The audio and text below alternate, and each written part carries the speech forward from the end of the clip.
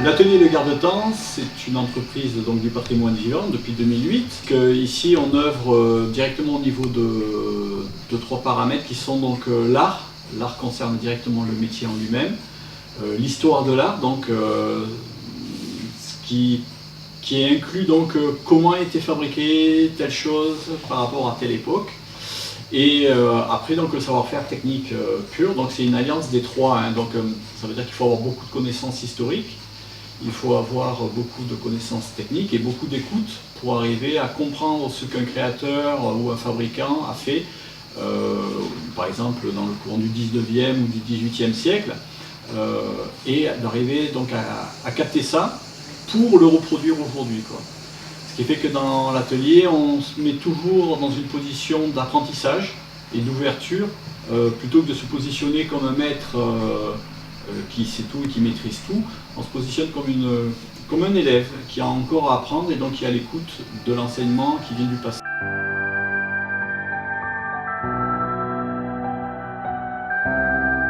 L'atelier se trouve donc à Gardanne. Alors, moi j'ai choisi un coin de campagne au pied de la Sainte-Victoire. C'est, comme on dit quand on connaît bien l'horlogerie, c'est ma vallée de Joux à moi, hein, en parlant donc de la référence suisse où il y a les grands de l'horlogerie. Moi je me suis installé ici dans un coin de campagne et puis j'ai créé donc mon atelier le Garde-Temps. Alors le garde-temps, ça veut dire quoi? Le garde-temps, c'est avant tout c'est un appareil horaire de très grande précision. Et à travers cette image-là, j'ai voulu symboliser un savoir technologique et un savoir technique de grande perfection, quoi.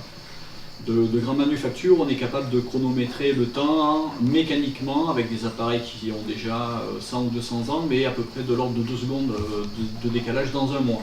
C'est pas quelque chose de facile à réaliser et c'est justement l'implication qu'on a ici dans l'atelier avec mon collaborateur, donc d'aller dans cette direction, de perfection du travail, perfection du geste, de manière à maintenir un haut niveau de technique et au fur et à mesure donc faire grandir nos compétences et aussi faire grandir donc la qualité du matériel au niveau de l'atelier, quoi. Puisque pour réparer les objets anciens, on doit être en quête en permanence des nouveaux processus ou des nouvelles données techniques en termes de restauration du patrimoine, autant par exemple pour les produits anciens qui disparaissent, qui sont plus homologués, qui sont plus autorisés pour la pollution, ces choses-là, donc se renouveler. Donc on s'inscrit aussi dans les démarches écologiques et démarches vertes.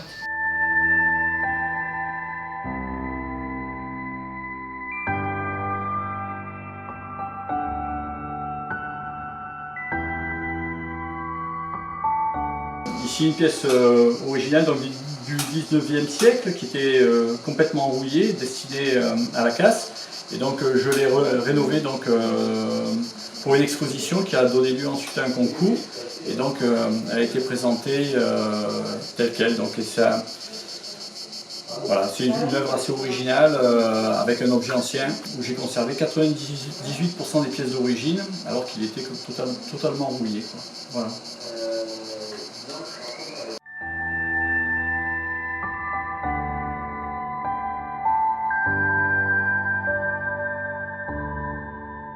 Une horloge ancienne, quand elle est bien entretenue après une réparation, elle a une durée de vie estimative de 200 ans supplémentaires. Voilà. Bon, il faut quand même que le propriétaire, qui est lui le vrai gardien du patrimoine, en prenne conscience. Et donc là, c'est une des démarches qui est intégrée directement dans l'entreprise, où on forme, on sensibilise donc le propriétaire sur la qualité de l'objet, son importance dans l'histoire des hommes. C'est pour ça que l'art côté technique et l'art côté histoire sont vraiment fondus.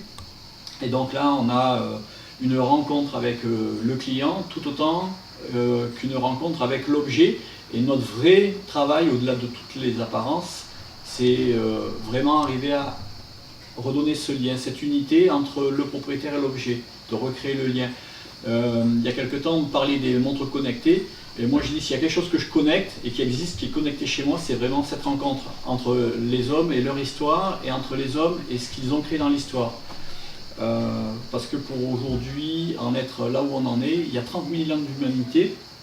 Il a fallu 30 000 ans aux hommes pour arriver à développer ces savoir-faire et ne pas travailler sur cette histoire-là et cette mémoire des hommes qui sont aussi ce qu'ils ont vécu. Quand vous trouvez à l'intérieur d'une horloge ou d'une pendule des inscriptions comme j'ai trouvé moi, Vive la Commune, 1871, ou à Bazola et toute sa clique, il est certain que l'objet est inscrit dans une histoire des hommes très particulière, donc il a un sens.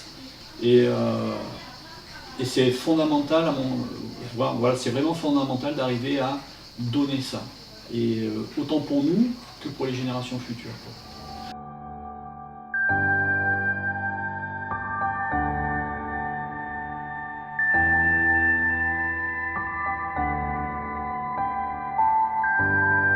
C'est la collection en tête en pouce qui signifie donc le temps avant le temps. Et ce modèle-là s'appelle Clair de Lune. Donc la collection s'appelle En tête en pouce et ce modèle-là c'est l'opus numéro 2 donc, de la collection qui s'appelle Clair de Lune. Mais justement parce qu'il représente dans son boîtier noir la nuit et à travers donc ces couleurs argent qui sont données dans le platine, donc donne le côté lunaire. Bon là actuellement c'est un prototype vraiment pour avoir l'esthétique générale. Donc, le produit sera en titane avec un PVD noir et du platine. Donc, et des composants intérieurs au niveau du cadran platine avec donc or platiné et poudre d'argent. Voilà. Donc le mécanisme aussi à l'état du prototype. Mais la montre est quand même montée avec ses verres saphir, traitement anti-reflet. Je ne sais pas si vous voyez donc l'inscription ici aussi. Donc la phrase dit « Il faut avoir des rêves et croire en leur beauté ».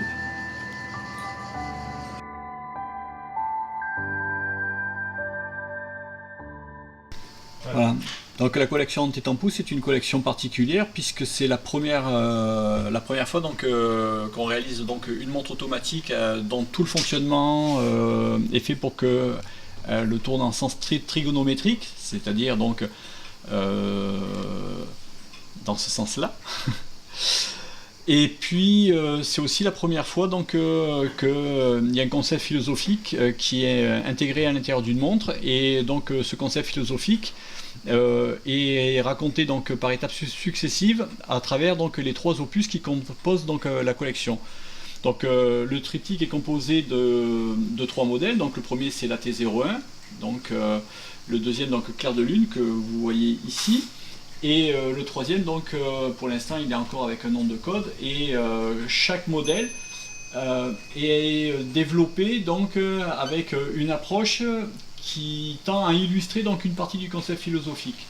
Donc en partant du principe qu'on a des visions diverses de l'univers selon les époques dans lesquelles nous nous trouvons dans l'humanité et selon les individus. Donc il s'agit d'un concept qui nous concerne tous, donc comme je dis, une réflexion sur l'aspect individuel mais aussi l'aspect collectif. Voilà. Et donc bien sûr, et tout ça est lié bien sûr à notre présence en tant qu'humain sur la Terre, et bien sûr comment on s'inscrit sur la Terre dans notre histoire et dans le temps, quoi.